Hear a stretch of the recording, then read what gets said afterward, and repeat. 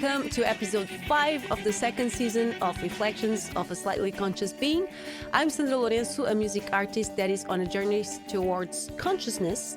I am not a licensed psychologist, therapist, or coach.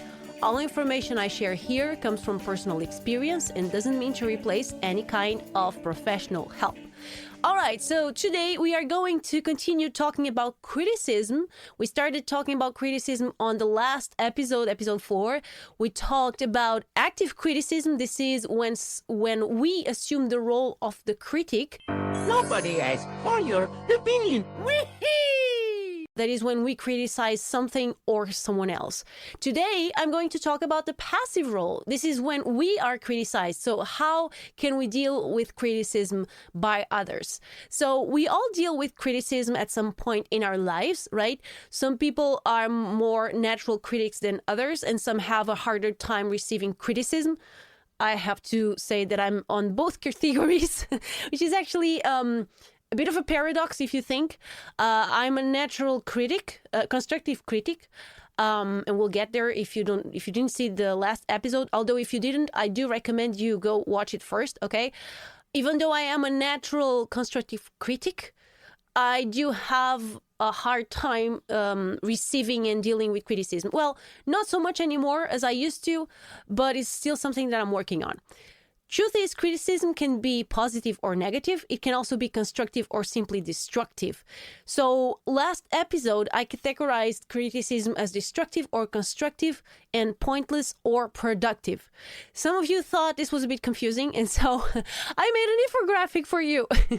You can actually download it free using the link in the description. All right. So here is the infographic for you. This is what I've done, all right? So we have the beginning. Let me zoom out. So we have the critic being given or taken, all right? And then we have the ending, which is if the critic is productive, constructive, pointless, constructive, or pointless, destructive. So we saw on the last episode that all destructive criticism is pointless. It's always pointless. That is no point. No one grows and nothing good comes out of it. But constructive criticism is not always productive because there are several conditions to consider when offering criticism, okay? Sometimes the receiver is just not open to receive criticism. Sometimes we are not experts in what we are commenting, or we don't have access to all information. So we think we're being helpful, but we're not. And so there are several factors, all right? But we'll talk about that, all right? So let's see the infographic here with you guys really, really quickly. Okay, we'll get back here on the course of the episode. All right, so we start with the critic being given or taken. So the very first step to categorize criticism is the critic positive or negative. All right, that's the first question you need to ask. Let's start with the positive because it's the easier one. Okay, if you're giving a positive review or a positive feedback to someone, basically I say that in this case it's always productive, constructive. And why is that? Because everybody loves to receive a compliment. A compliment is an example of a productive, constructive critic. So everybody loves it. Everybody loves to receive positive feedback, and it's never too much. So it's always productive, constructive. All right, even you think, oh, but the person will not be able to learn anything from it, but the person will feel appraised. It will feel better. We all love to receive a positive feedback. So it's always, for me, it's always productive, constructive. Okay. Now, if the critic is negative, so if you're mentioning something that you have a different opinion on, or you think should have been done differently, the next question you need to ask yourself is, does the critic help the receiver do or be better? So let's start with the no. Imagine that you're saying someone, this job is not well done. Okay, this is an example of a negative critic, right? Does this sentence help anyone do or be better next time? No, you're not saying what the person did wrong. You're just saying the person did something wrong, but you're not offering constructive feedback. You're not mentioning what the person should have done differently, right? So this is an example of a critic that doesn't help anyone be better. So it's pointless, destructive, okay? And sometimes we tend to associate pointless, destructive with something that's offensive, and it doesn't need to be offensive all the time, but if you say something like that, if you just say something negative without adding anything to it, you can even say, I don't like your shirt. That's an example of a pointless destructive. Like, why are you even mentioning you don't like someone else's shirt, right? Okay, so imagine that instead of saying this, you say, the job you did, I think you should have done something specific on a different way. Okay, so this is an example of a critique that is negative, but you're actually telling the receiver how he should do or be better according to your own point of view. Okay, so this is a critique that will help the receiver do or be better. So the next question you need to ask, and this is the great turning point, right? Because most natural critics tend to think that if you're offering constructive criticism, is always good for the receiver, and it's not always the case. Okay, so you need to ask, okay, was the critique requested by the receiver? Is it my place to criticize? This is another question. This is another way you should ask this question, right? And if the critique was requested, or if it was your place, imagine that you hired someone to do something for you. So you're paying that person to do a job for you. So you are entitled to want things your way. And if he's a good employee, when I work for other people, I am the one who's always asking for critics. I'm asking for feedback from the person who hired me, because I want that person to be satisfied with what I've done. So in this case, is a yes. Okay, it's your job to criticize, or even the critique was requested by the receiver. In this case, you have a productive, constructive criticism, right? But if the critique was not requested, or if it's not your place to criticize, if you don't have access to all the information, the next question you need to ask is, was the receiver available for criticism? Okay, so this is a big turning point. It was a big turning point for me to realize this, because sometimes people are just not available to receive criticism, and we'll get there. Okay, in that case, it's pointless constructive. So you think you're being helpful, but you're actually not.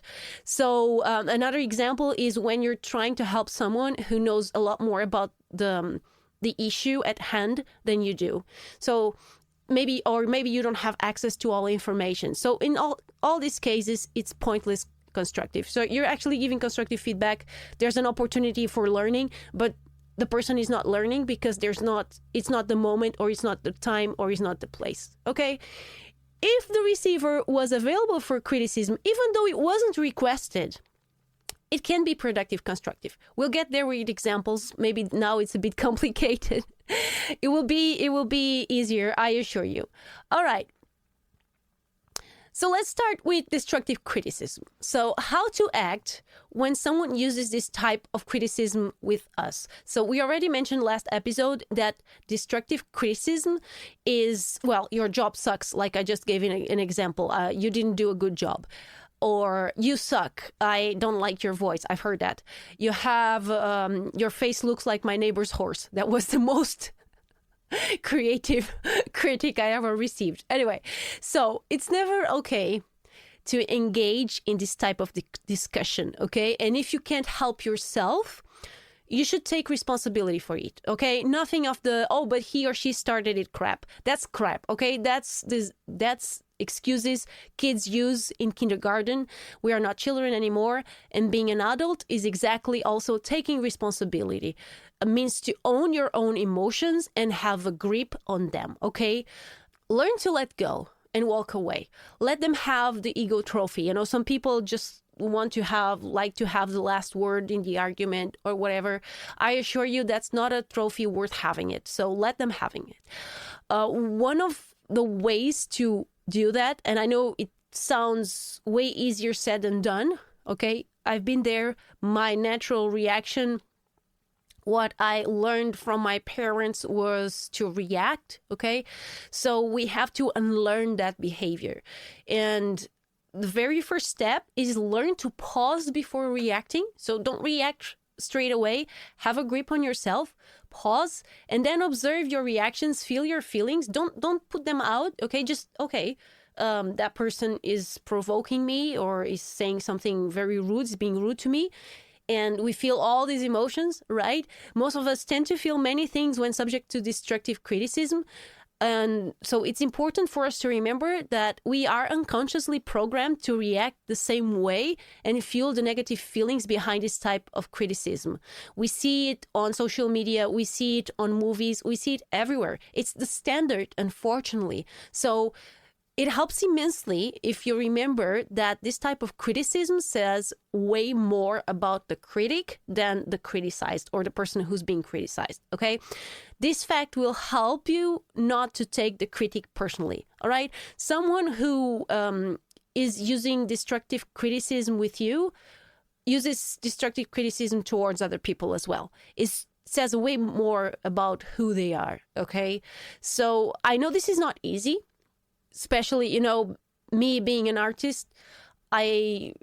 Artists nowadays need to expose themselves a lot on social media, and social media and the internet is just everybody. It's so easy to criticize anonymously, right? So it's not easy. You know, you put your heart and your soul in a video or in a piece of content, and then someone comes along and just trashes it, right?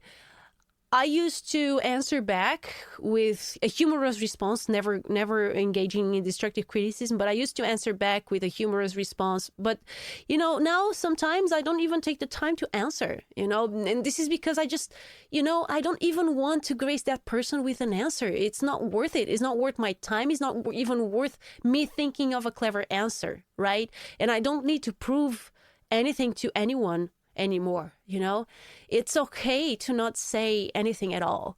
It's okay to ask for time off or just turn away from this type of argument. Okay, it's not easy though. But I assure you, you will start feeling really good about yourself once you start doing it successfully, and it gets easier over time. It just takes practice. Another thing that happens over time, which is really interesting that I observed, is that when you manage to deal with this type of situations remaining calm, these situations stop happening so much. I see there are people who have a lot of anger in them that kind of attract these situations, and they are always getting into arguments with other people. And for me, it's kind of, I don't even remember the last time I had an argument with someone or someone came to me being rude or being aggressive. And it's just because it's a matter of energy as well. If you start emanating a calm energy, and if you don't engage with this type of behavior, you also don't attract this kind of behavior. It's really amazing how this works. Okay. And I know you may think, oh, that's theoretical. You're just assuming. I'm just speaking from experience. Okay. I used to have that happen to me a lot more in the past when I had still anger issues to solve. So by my experience, this actually happened. All right. So once you learn to remain calm when subject to destructive criticism, you can even use it as a feedback for sensitive spots. For example, if someone criticizes a specific body part and you notice that you get offended, or you notice that that specific critic evoked more feelings from you, this means you have some kind of insecurity about that body part, and take that as an opportunity, as feedback to grow and work on yourself. This is actually a way to turn destructive criticism into productive, constructive criticism, right? So accepting ourselves as we are is the basis for not getting offended by anything and by anyone. All right. And this is all about dealing with destructive criticism. Again, if you want more about it, watch the last episode. Okay. We talked about it from an active point of view. Now let's talk about dealing with constructive criticism. All right. Again, from the receiver point of view. So this is when someone voices their opinions or preferences in a way that can be helpful to us. All right. Again, constructive criticism can be positive or negative, all right? When someone mentioned what was done right or wrong, or what we agree or disagree of, by our own point of view, of course, always take that in consideration, that a critic is given by the point of view, by the active part, the person who is offering you feedback. And it comes from a person that has different beliefs, it has different experiences than you. So don't get offended by it, okay? Just respect the uniqueness and individuality in every one of us, all right? So, like we already mentioned, constructive criticism is not always constructive. And I know this may sound a bit weird. Let's say constructive criticism is not always productive, all right? I think that's easier. Criticism can be unwanted or even inappropriate in some situations, and we'll get there. We already saw a bit of those situations in the infographic. One piece of advice, though, if you're never open to constructive criticism, or you start noticing that there are more times that you are not available for constructive criticism than others, you should ask yourself why, all right? Some of us get offended by constructive criticism, especially when it's negative or very different from what we believe in. When we get offended, we usually get in defensive mode. And what is defensive mode? Is when we focus on defending our perspective, okay? We get defensive. The issue is when we enter defensive mode, we stop listening. And it's kind of like our brain power is totally focused on defending our own vision and arguments, our own point of view. So when the other person is talking and actually explaining their point of view or a different view, we are only thinking, our brains are only focused in finding the perfect argument or what we are going to say next. So basically, we are not actively listening to what the person is saying to us. We are just focusing on the response and the argument and the answer. So when this happens, the other person, the person who is trying to offer us advice, for example, will feel not heard. And so it will also enter defensive mode. The person will also focus on defending their own arguments. And it's easy to see that this can easily scale down into a destructive argument because people will get more and more defensive. They will feel more and more unheard, and they will focus more and more in defending their own positions and their own points of view. So we all have sensitive spots.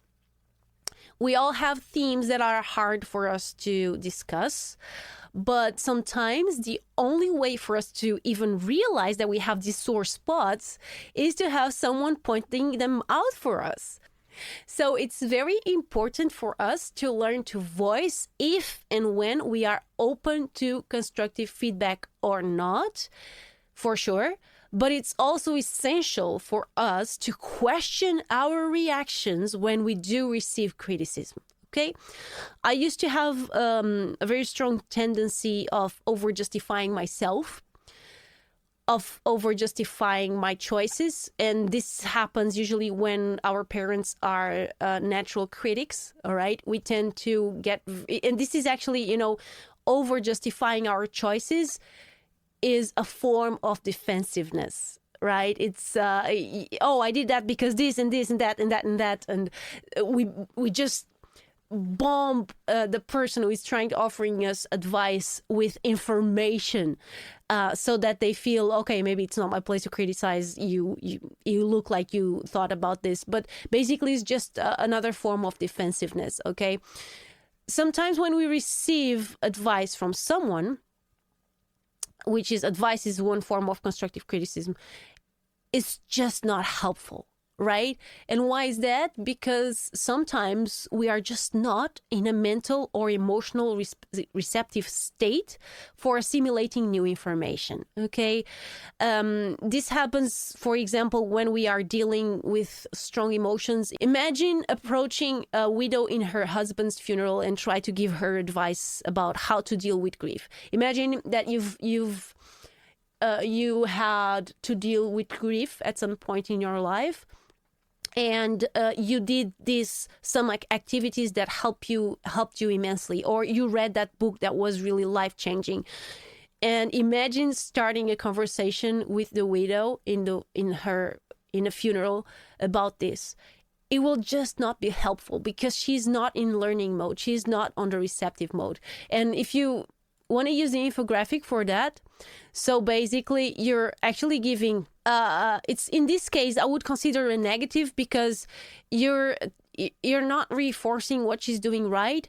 You are giving her a different point of view. I wouldn't say even, I know I put this positive or negative, but basically what I mean by positive or negative is, positive is, okay, someone that you're saying someone that you guys are aligned and you think that's a good thing. When you say to someone this is a good thing, you're saying that you are on the same point of view as that person. So that's positive. Negative is when you have an opposite point of view, or you're just trying to offer a different point of view. All right. So in this case, I would consider negative because you're offering a different piece of advice. Does the critique help the receiver do better? Yeah, it can help, right? But was it requested? Definitely no. And was the receiver available for criticism? Definitely not, right? So it's pointless constructive. See, and this is how the infographic works. It's just there are some situations where we are just not open for it, all right? And we have reasons not to be because we are dealing with strong emotions. So I know this may look like an exaggerated scenario, but I've seen people doing this in funerals, maybe in more subtle ways. They do this thinking they're being helpful, but and sometimes they are just trying to fill in the awkward silence. But the widow is probably filled with strong negative emotions, so she's not ready or open to advice yet, right? When we're dealing with strong emotions, it's okay to feel those emotions and express them in healthy ways, okay? It's also okay to tell someone who is offering advice and trying to be helpful that, I really appreciate you're trying to help, but I'm just not ready for all that information right now. I'm so sorry. I just can't even pay attention. So please just let me feel my stuff. Just give me space, just give me space. And remember, people are just trying to help. It doesn't come from a bad place. It comes from a good place. But some people just don't allow themselves, so they're never learned to allow themselves to feel their emotions. And so they get very uncomfortable when they see other people expressing their own, Many people get uncomfortable by seeing other people crying. And this is just because sometimes they just never learn to allow themselves expressing their emotions. So when they see people expressing their emotions, they get uncomfortable, they get awkward, right? Trying to focus on solutions is sometimes a way of masking that awkwardness. So it's just that you just have, when someone is offering you advice and you are on a strong emotional, space, you are feeling your emotions, so you're focusing inwards. It's okay for just saying to someone, thank you so much. I know you're just trying to help me, but just say, right now I'm feeling all these feelings and I'm just not ready to listen. I'm not ready for advice. Okay, don't be afraid to ask, what I just need for you. I just need a shoulder to cry on, or I just need someone who listens as you vent or as you voice your feelings. It's also okay. It's a healthy way of putting all your feelings out there. And same thing happens even when you're with low mental or physical energy, all right? So sometimes it's not a matter of not having emotional, of being on a weird emotional space. Sometimes it's actually just low mental energy, all right?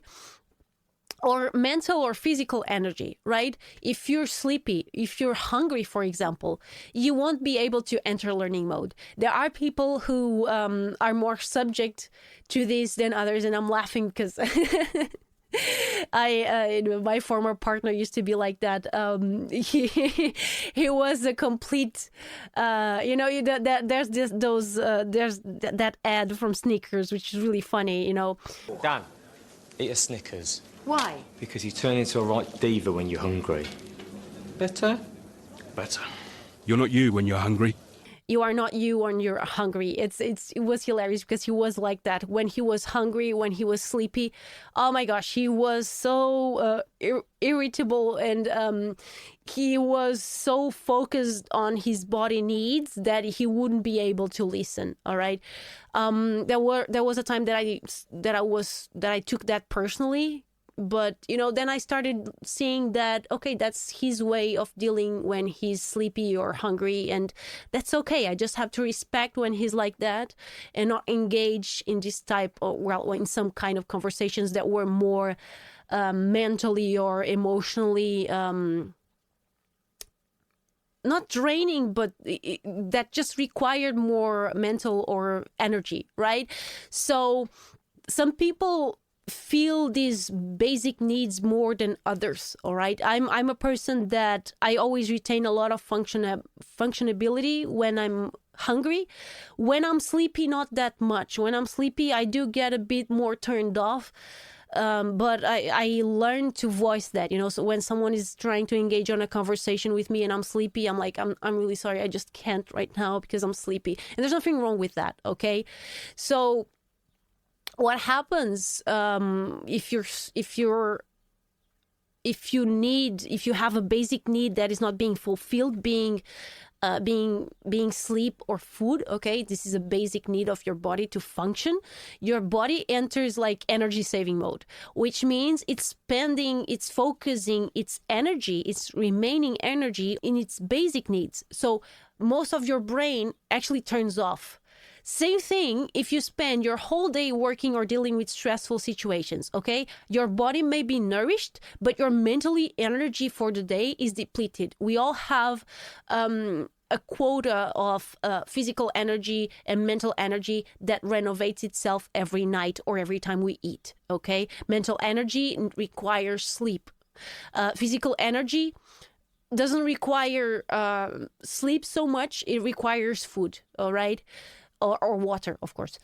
So what happens is that when your mental energy is depleted, you're unavailable to process new information as well. So again, you won't be open to constructive feedback. Again, it's all about voicing this to others, all right? Instead of being grumpy, instead of just lashing out, just voice this to others. Not everyone can figure out if you're open to solutions or not. Some people are more conscious of that and are more aware. But people who deal with me already know that, when I'm hungry, not when I'm hungry, sorry, when I'm sleepy, I don't, my brain doesn't work the same way. I start shutting out and I say, I'm sorry, I'm sleepy. No, I'm not. And some people, oh, you're so quiet or you're not answering. Yeah, I'm sleepy. So it's key to voice these to others, okay? Because not everyone is the same. Not everyone's body reacts the same way when depleted. So just simply state that right now, I know I'm so sorry, I'm tired, or I need to eat, or I'm just simply drained. I had a rough day. So I'm not open to criticism, okay?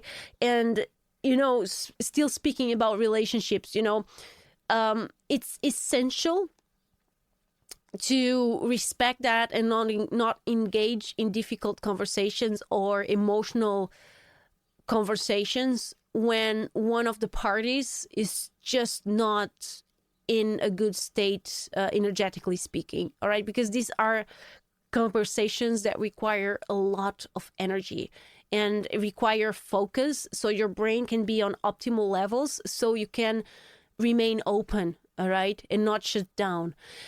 So it's essential to have that attention. Also, attention, and don't focus, but I need to express my feelings.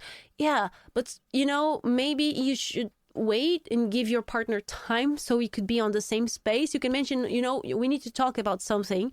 Are you available right now, or should we talk about this later? It's essential, okay? Respect other people's time.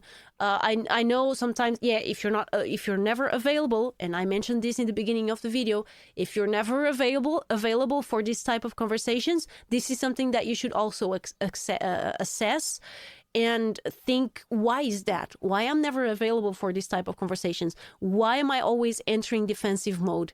Why I engage in destructive criticism when someone is just trying to have a conversation with me? So it's important for us also to be our own judges and observe ourselves more impartially, if that makes sense. Again, looking at the infographic, another way of splitting criticism is by dividing it into productive and pointless, right? So we have here productive, constructive, and then we have two types of pointless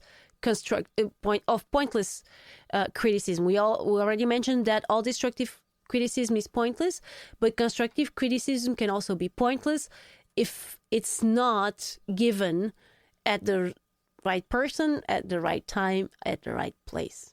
Okay? Constructive criticism can also be pointless when someone tries to offer us advice in an area that we clearly know more about. And I mentioned this on the last episode as well. There's nothing wrong with people trying to help us though, so don't forget to stay humble, okay? I've received advice from people that, are not musicians. They are not artists themselves. I've received suggestions that were actually really good from those kinds of people because sometimes, as their minds are not formatted, they don't have as much information.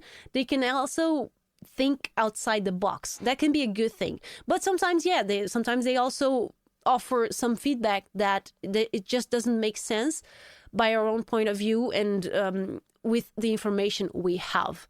There's a saying, and I mentioned this on the last episode as well, that goes like this: don't take advice from people who are not where you want to be on the topic they're giving advice about.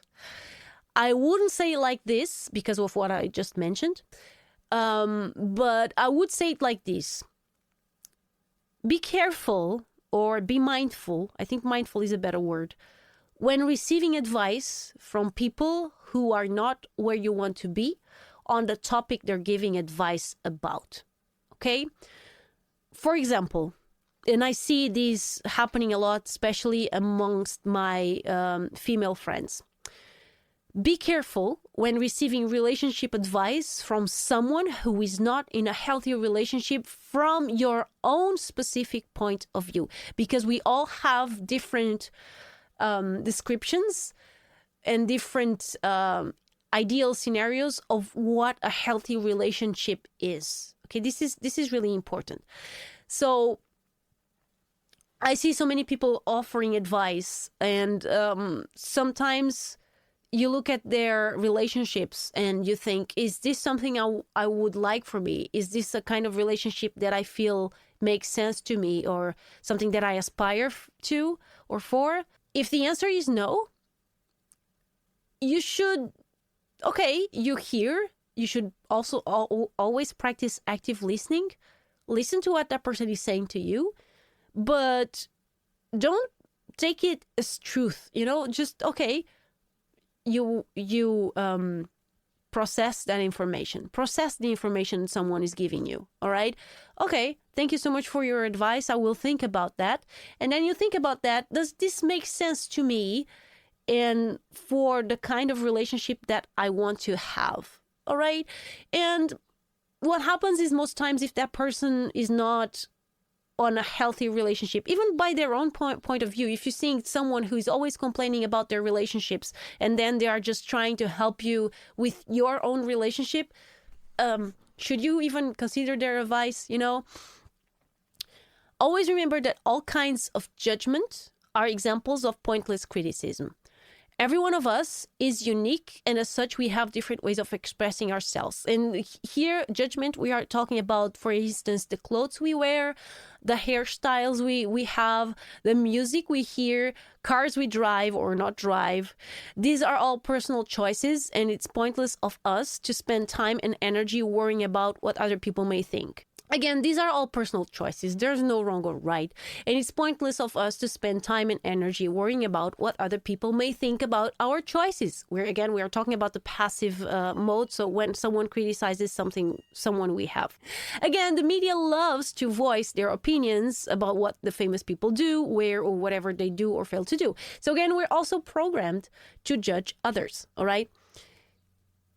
If you're emotionally and mentally available, take every constructive criticism and even destructive criticism as an opportunity to practice active listening, even if it is, in case of destructive criticism. Practice active listening inside yourself. Listen and observe your own feelings. Listen to what's being said to you and observe how you react to it. You don't have to think of an answer straight away because this is our programming, okay? You don't have to think of an answer straight away. It's okay if you don't even have an answer, okay? Someone can say something to you and you can say, all right, I will have to process that information. I will think about it. Thank you so much for offering me that piece of advice, for example. Just take it in and then think about if it makes sense to you, because sometimes, people are mentioning stuff and sometimes it makes sense for us in the moment, but then you start thinking about it and you start thinking, does this match the person, my ideal person, the person I want to be? Does this match my beliefs? Does this match what I think is right? And sometimes in the moment we tend to agree, but then if you think about it with yourself, maybe it doesn't make sense. All right. And there's nothing wrong with that. At least you had access to a different point of view and you have the opportunity to consider something that probably you wouldn't have considered it alone. So basically, when you are being criticized by someone, ask yourself, is this a productive or a pointless critic?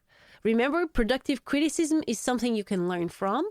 Pointless criticism includes all forms of destructive criticism and judgment. That is opinions, right? When someone doesn't like your shirt, well, all right, but I do like it. So not all constructive criticism is productive criticism.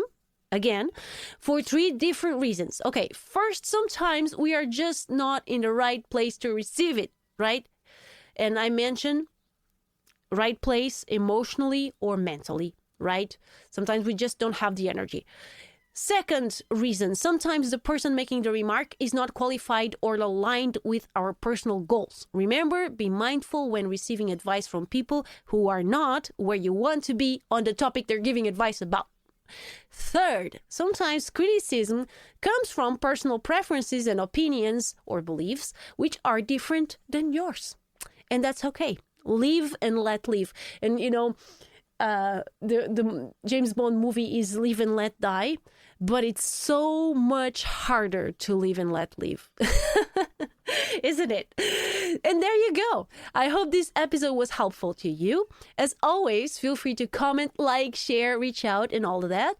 Meanwhile, if you have ideas or suggestions for future topics, reach me at mail@sandralourenco.pt. See you next week.